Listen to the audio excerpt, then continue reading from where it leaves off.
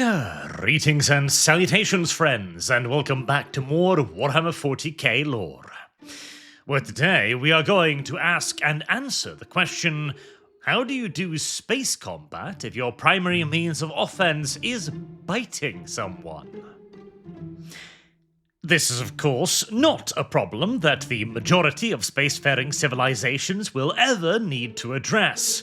But for the literal space bugs, that is the Tyrannids, it is a daily struggle. As their only ways of attacking other spacefaring civilizations in the great empty void is to A. Vomit at them, B. Throw their children at them, or C. Bite them.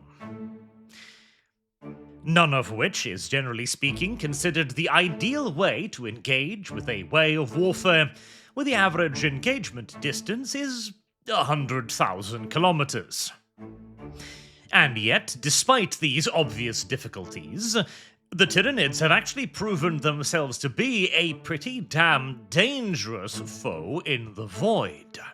As every time one of their main hive fleets has entered Imperial space, it has caused no end of difficulties for the defender.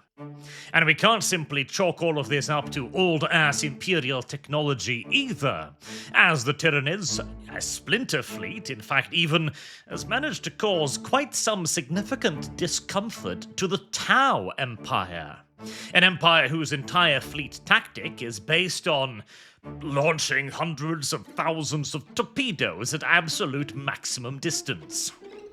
Nor can their successes be chalked up entirely to "the author said so," as there is actually a certain degree of rhyme and reason as to why biting somebody could actually be a theoretically functional tactic in space. So, before we wander around the point any further, let's start getting into it, shall we? Beginning with a bit of a classification portion. See, the simple fact that Tyrannid bioships are born rather than constructed, of course, means that there is an absolutely dizzying number of variants of ships. Whether this is intentional or accidental, whether the Hive fleet modulate itself based upon its enemies as some part of a plan, or whether this is simply just the way the fleet is laid out through instinct or potentially even pre-programming if we were to adopt some of the more paranoid theories as to why the Tyrannids are the way they are, and why the rest of the universe seems so damn silent, but again, besides the point. So we shall instead use Imperial classifications on the Tyrannid warships. So instead of concerning ourselves with a strangler or a bioplasma drone or a caustic or a strangler or a war drone, etc., we are going to divide them into drones, which is the smallest form of bioorganism, in essence the equivalent of an Imperial Navy corvette. Then we have Krakens. They are the equivalent of an Imperial Navy frigate.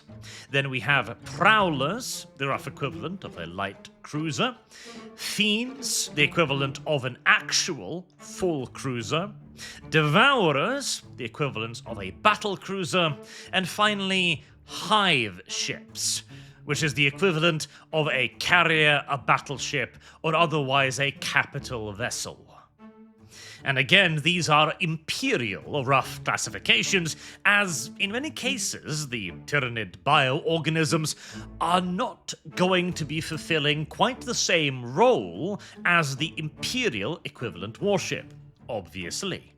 For example, starting with the smallest warship class vessel, the drone, we see an immediate divide into two types of drones. The first being generally referred to as Vanguard drones, and the other being referred to as Escort drones. Despite their, relatively speaking, diminutive stature, these ships are the single most important vessels in the entirety of the Hive fleet, save of course the ship that hosts the Hive intelligence itself, the main capital of capital ships.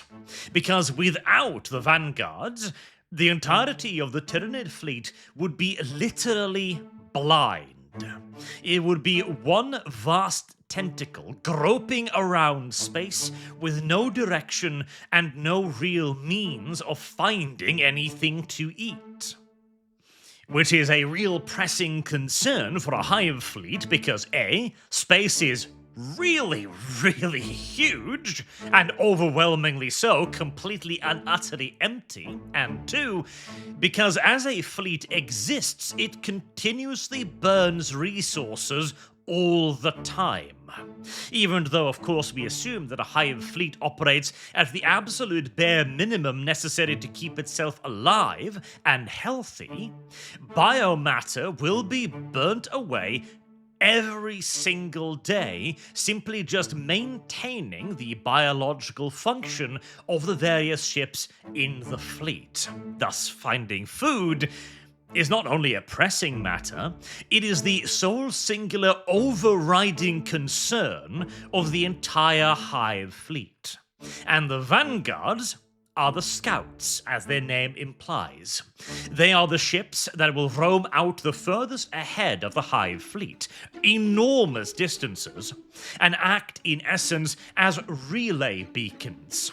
So that if there is a planet somewhere in the Imperium that has been infested by gene stealers or Tyrannid cults, for example, they will be communicating first and foremost with the Vanguards, who will then pick up the signal, weak and distant though it may be, amplify it, and send it back to the main fleet.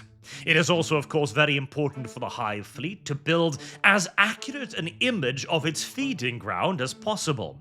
After all, if it simply hears the first available signal and turns in that direction, it could end up in an area of space that, besides one planet, is completely empty, and thus burn far more in the way of biological resources simply reaching the target than it can possibly regain from eating that planet.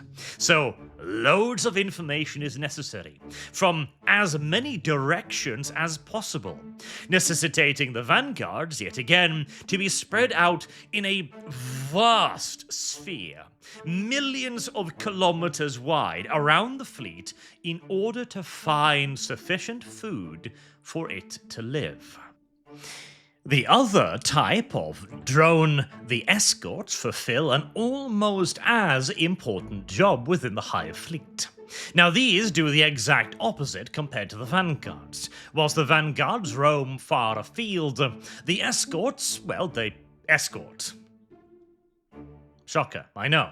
But this is actually a very important role within a fleet that relies entirely on the psychic guidance of its capital vessels, as the escorts are there to provide point-blank range defense and support to the larger Hive ships. They are there to either attack those who are aggressing upon the capital ships, or to simply place themselves between the capital ships and any incoming ordnance.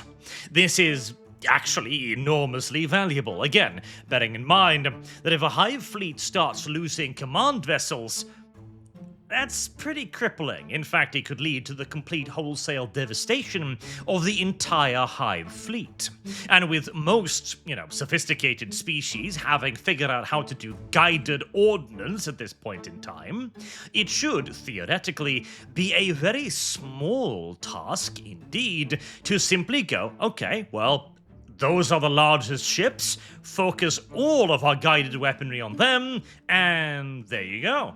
The rest of the Tyrannid ships are now nothing more than wild animals floating throughout space, and can be happily ignored until they starve to death somewhere. But with drones, the little escorts, they can simply either shoot down or interpose themselves between any ordnance and the capital ships.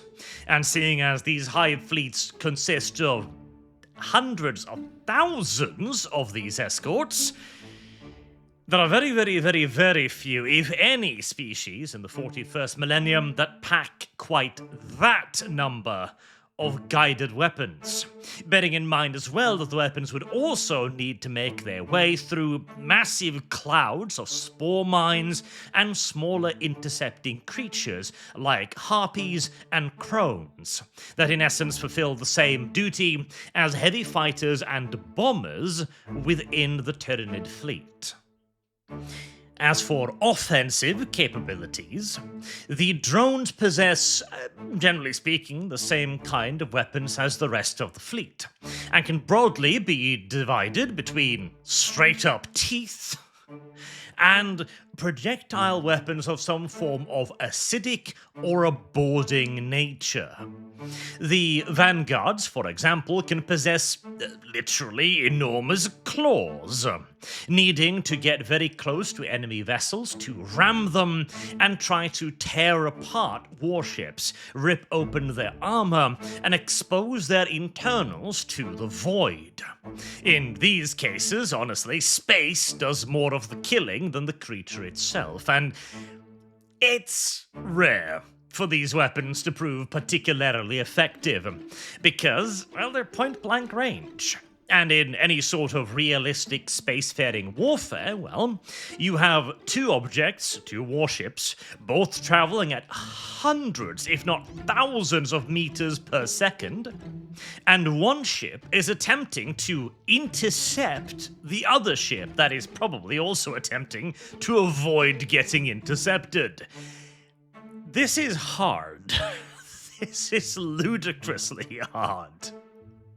And significantly worse again than merely this being an absurdly complex spatial maneuver is the fact that the ship that you are targeting knows exactly what path you have to take to intercept it. As, again, the distances in question, the speeds of the moving objects means that you've only got a very narrow intercept path, again meaning that the target warship knows where you are going to be long before you get there.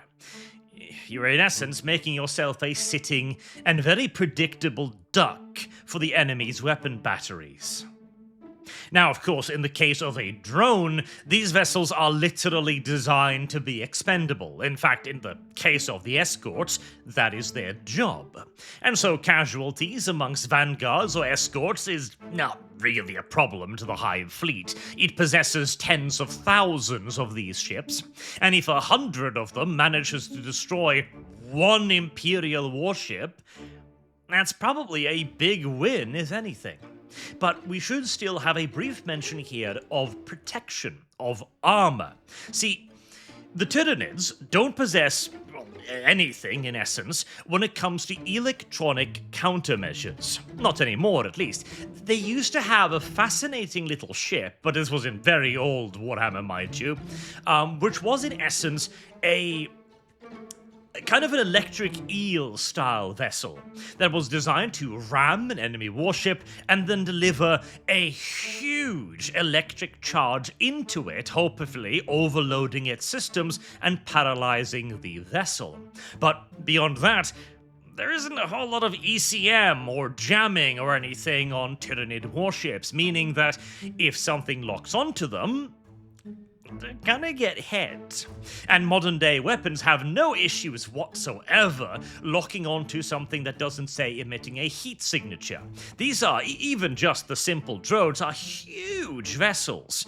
It is a very, very simple task indeed to have a imaging system going, that thing over there. You see those pixels? Track and hit those pixels.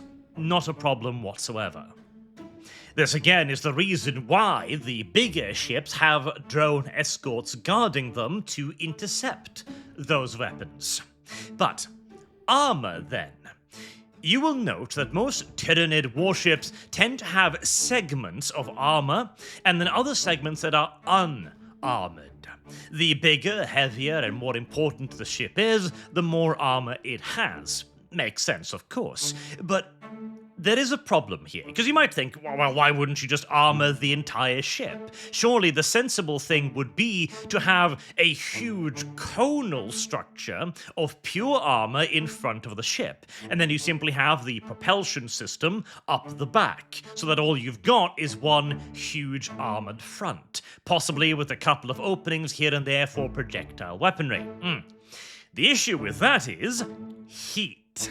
Heat is one of the main worries in space. Heat management, more correctly. See, in a perfect vacuum, which space is not, but we'll get to that in a second, there is no way to get rid of heat because there is no matter to transfer it into. There is no way to radiate heat out of a spaceship in a perfect vacuum, meaning that every source of heat generation inside of the ship is permanently trapped inside the ship until everybody cooks to death. This is not ideal. Fortunately, space is not a perfect vacuum. There is some matter there, which allows us to create radiators, devices specifically designed to radiate heat into the non-perfect vacuum outside of the ship. Now, in the case of regular warships, this is difficult enough, but in the case of bioships, it would be even worse. These bioships need to maintain a certain temperature to stay alive. They are continuously burning biomatter to fuel their internal functions. They are producing energy. They are producing, therefore, again, also heat constantly, and they need to both maintain a degree of that heat so as to not die, and it also needs to radiate a set amount of that heat so as to not boil. This, in all due likelihood, is my headcanon reason why they aren't simply just giant balls of armor with a thruster flame out the rear, because armor probably isn't very good at radiating warmth. The benefit, however, is that biological armor can be a lot tougher than you think it is.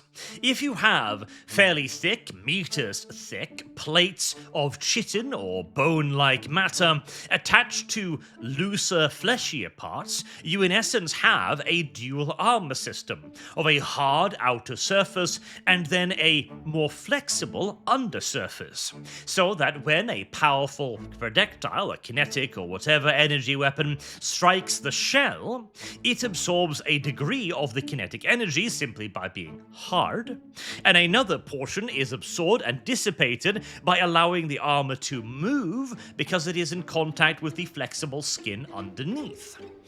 Tyrannid armor could actually be fairly effective.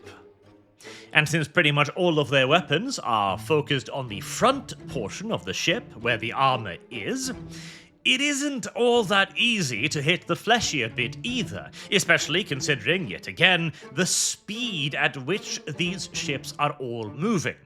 It isn't quite so simple as to simply tell the missile to when you're next to the ship, turn and hit its side, because the missile is going to be traveling at hundreds of meters per second, and the target is also going to be traveling at hundreds of meters per second. In other words, Tyrannid bio-armor would actually probably stand up fairly well to most more sophisticated weaponry, particularly if it is slanted, allowing, again, yet more of the kinetic energy to be absorbed by the fleshy bits underneath, as well as thickening the armor by simply slanting it. So one should not at all underestimate the efficiency of Tyrannid armor. As for their weapons, well, that's the downside. As we've already said, the melee weapons are probably really, really, really terrible, and will only really be successful if employed in either enormous numbers or attached to a very mobile and extraordinarily tough ship, so that it is both able to match the target's movements and absorb its firepower.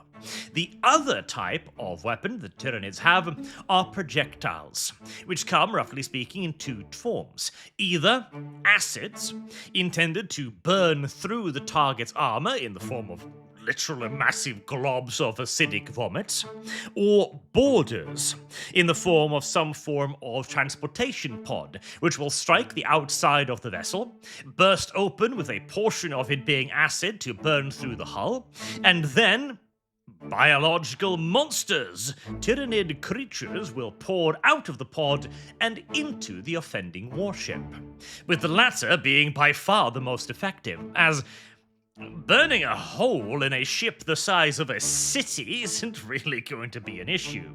You will simply close the nearby blast doors and there you go. The damage will in all due likelihood be superficial, and will certainly not be anywhere near enough to reach the actually important part of the ships deep beneath hundreds of meters, potentially, of armor. If, however, you have 100 angry super predators running around your ship, that's likely to cause a lot more inconvenience. Now again, the problem is hitting something. In the case of the smaller Vanguards and drones, their fire rate is fairly pathetic, and they rely purely on numbers to fill the void with enough projectiles to strike something. But when we get up to things like the frigates, the Krakens, and the light and the regular cruisers like the Prowlers and the Fiends, now we have size of weaponry and numbers of weaponry as well, with these ships being possessed of vast batteries of bioplasma projectors, or huge orifices vomiting forth biotorpedoes, with the former being the splash acid burn and the later being the boarding kind. Now, a single vessel is capable of putting out a quantity of fire that makes it very difficult for the target vessel to avoid it, as all of these projectiles would be moving, relatively speaking, slowly. Now, again, slowly is a highly relative term here, as we are yet again talking about a ship traveling really fast, and then shooting out a projectile that travels even faster than the ship again. The only reason why it's slow, quote-unquote, is due to the distances in question. Say, for example, you've got a bioship firing at a target 3,000 kilometers away. A decent distance, but really not all that long at all in space terms. It's roughly the distance from Earth to the Moon, for example. And let's say that bioship's projectile moves at 1,000 meters per second. It would still take 50 minutes for that projectile to reach the target, at which point the target itself is going to be nowhere near what it was initially, and any small adjustment in its propulsion or its direction is going to send it hundreds of kilometers out of the way of the projectile. This, by the way, is why the only reasonable ways to do space warfare is either A, a huge number of guided projectiles, or B, filling space with bullets. Or, I suppose, get so close that the rate of closure isn't really a problem anymore.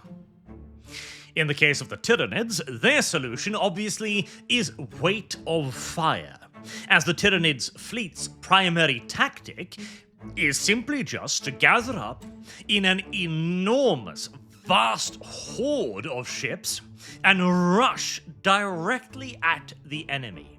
The closer the Tyrannids get, the better. Again, they're already gonna get hit by basically everything that's shot at them, so they just want to be able to hurt the enemy in return. Now, the question then is, how can they even do that? If the Tyrannids are indeed so easy to hit, as they definitely are, why can't the enemy simply just turn around, drive away, and continue to shoot at them? Well, to a degree, they can, and to a degree, they should, but remember how we talked about how the Tyrannid fleet doesn't have anything in the way of electronic warfare equipment? Well, that is obviously a massive downside when it comes to soft-killing incoming weapons, but it's a huge bonus when it comes to sneaking up on someone. See, yet again, space is really gosh darn huge, and finding anything in space is really gosh darn hard. Even something as theoretically huge as a hive fleet is positively minuscule against the backdrop of the cosmos. And when they're not giving off any radiation, they're not giving off any radar, nor any radio chatter, or any active emissions that can be detected and traced back to their source, they are instead simply floating quietly through the void. That's really difficult to spot, as in essence, the enemy fleet will have to, quote, look out the window, using various high-powered optics and presumably computers or augers to analyze the pictures to find the enemy, meaning that the engagement distance is probably going to be relatively short. Now, any fleet worth its salt would obviously put out pickets surrounding itself in all directions to intercept an incoming fleet like this. Furthermore, the Tyrannids do have some struggles when it comes to moving through the warp. See, Tyrannid ships use so-called narwhals, fairly small Tyrannid vessels that are, well, kind of mobile black holes. In a way, sort of, as they allow the Tyranid Hive fleet to travel faster than light, not via the warp, as the Tyrannids really don't like the warp. Instead, they cause a form of gravitic distortion, folding space, and therefore making the distance between the Tyrannid fleet and its target significantly shorter. This has some pretty serious shortcomings, though, as since they're folding space, messing with gravity, they can't get very close to any sources of gravity, like a star, for example, without running a serious risk of losing a lot of ships due to the interfering gravitic currents. This means that a Tyrannid fleet arriving at its target will arrive firstly with a very easily observable gravitic anomaly, and secondly will have to do so really far away from the planet in question, with some incidents suggesting that it could take tens of years for the Tyrannid ships to reach the planet that they're actually looking for.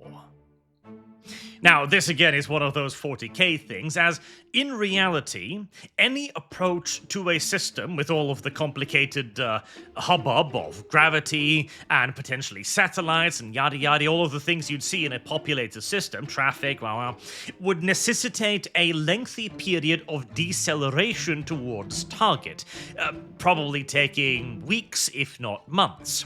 In 40k, often, the authors simply seem to forget about this as often as they remember it, as there are as many examples of the fleet very slowly approaching the system over the course of weeks and months, as there are examples of fleets just popping up in orbit and catching the defenders by complete surprise. Which, again, to get back to the Tyrannids, this means that an observant foe will know roughly where the Tyrannids arrived, and therefore will be able to determine the rough path they'll need to take to reach habitable planets, allowing the defenders to send out their own pickets and their own advanced scouts to locate the fleet. Once it's located, it is yet again a fairly simple task to send out these smaller ships to guide in weaponry. In fact, at that point, you could fire at the Tyrannid fleet for weeks, if not months of time, simply driving away from it, without any real danger to the defending fleet. But if caught unawares and by surprise, well, again, the problem is that the Tyrannids might already be within Gribbly range before the defenders know that they're there,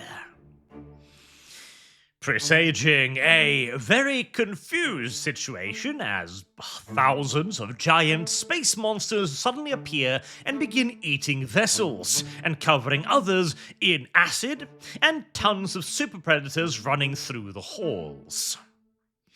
Now, in the case of an example where the Tyranid fleet is detected from a much longer distance, it is still not completely helpless, mind you. Again, the Tyranid fleet's main strength is its numbers, and so in return, the number of weapons. And when we get up to battleships and battle cruisers, devourers and hive ships, they too mount an enormous number of weapons batteries.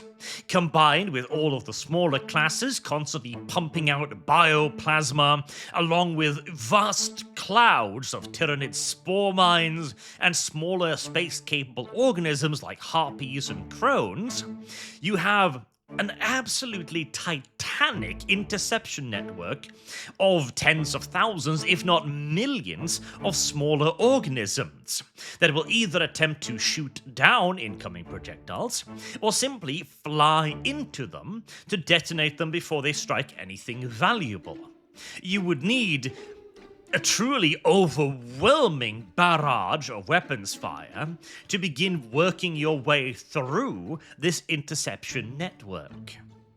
That is to say, that is the preferred tactic. It's going to suck, you're going to use a lot of weapons, and 90% of them are going to be utterly wasted before they even so much as impact on an enemy vessel, but it is the only way to beat the Tyranid Hive fleet. In essence, a lengthy, staged, harassing retreat. As the Imperium has shown time and time again, attempting to fight a Hive fleet by simply standing and shooting it is a really, really bad idea.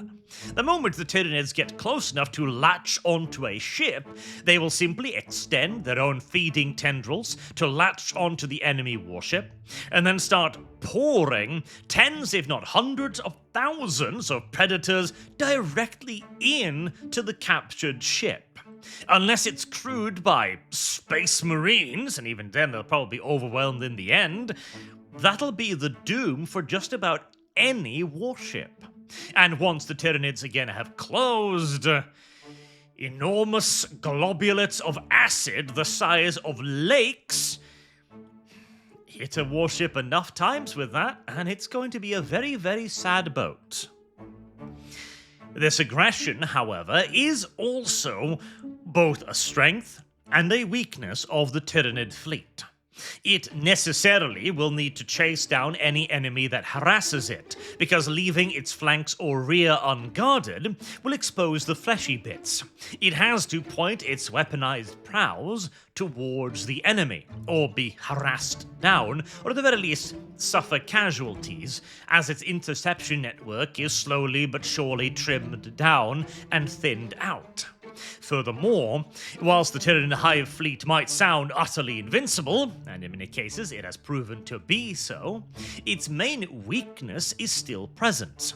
Its utter reliance upon the command and control of its capital vessels, its hive ships, and its central command units. The loss of any one of these capital ships can see portions of the Tyranid fleet spiral off into instinctive behavior, reverting to little more than animals. If this happens at a particularly inopportune moment, this could mean that a huge section of the aforementioned intercept net stops functioning, as instead of simply attempting to keep the bigger ships alive, the smaller vessels might start prioritizing their own safety over the larger ships, which could lead to yet further hive ships being taken down, which would continue the domino effect. So when a hive fleet starts breaking apart, it could start breaking apart very quickly and very, very devastatingly to the Tyranids. Easier said than done, however, as getting to those ships, never mind killing one of them, is not easy, as they will be protected by the most armor and the most drones of any ship in the fleet. And it is, of course, a creature. A creature, in all due likelihood, with its pain receptors and neural systems severely minimized. So you have actually got to kill it. You've got to beat it to death or bleed it to death. There is no lucky reactor hit that can see it explode in a nanosecond. There is no stores of weapons, for example, a primary arsenal that can be destroyed. Instead, the ship needs to be pounded until a vital organ is vaporized, or until enough gases has been opened up for it to slowly bleed out, or some other vital function to be compromised to the point of eventually killing the ship. And all of this is going to happen whilst the ship is also actively trying to repair and heal itself, and of course also retreating. The Tyrannids are no fools. They know their own weakness, and if one of their command ships were ever to be placed under significant fire, they'd try to protect it. That is literally the entire reason why drones exist in the first place. Now, I would also normally try to delve into the strategy and the tactics of the fleet that I am covering, in this case, the Hive fleet, but, well, the strategy of the Hive fleet is head towards the food. The tactic of the Hive fleet is head towards the food, but on a smaller scale. And if we wanted to be really fancy, it's head towards the food whilst just so happening to be quiet enough for it to be difficult for the food to notice you. Not so much a strategy as an inadvertent, facet of being a giant beluga whale in space. So I don't know if it qualifies. To put it mildly, we're gonna have to skip that portion, as there isn't too much to dig into other than, well, digging into things. Nevertheless, however, I do hope you can come away from this video with at least a bit more of an understanding of what the Tyranid Hive fleet is, and how it kind of functions. Even if it really would have a hard time against, especially fleets with energy weapons.